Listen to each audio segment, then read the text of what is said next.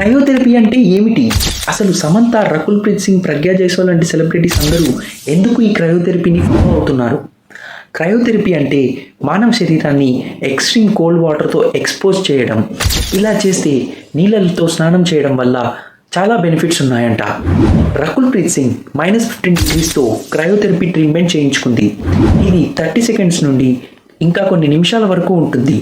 దీనివల్ల blood circulation మంచిగా ఉంటుందంట.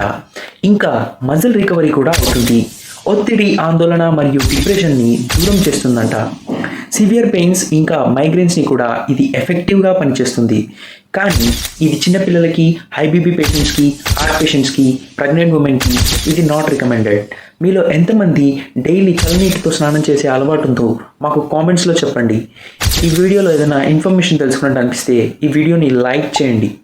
ఈ ఇన్ఫర్మేషన్ని మీ ఫ్రెండ్స్ అండ్ ఫ్యామిలీకి షేర్ చేయండి. ఇలాంటి మరిన్ని వీడియోస్ కోసం మా ఛానల్ని సబ్స్క్రైబ్ చేసుకోండి. Thank you for watching.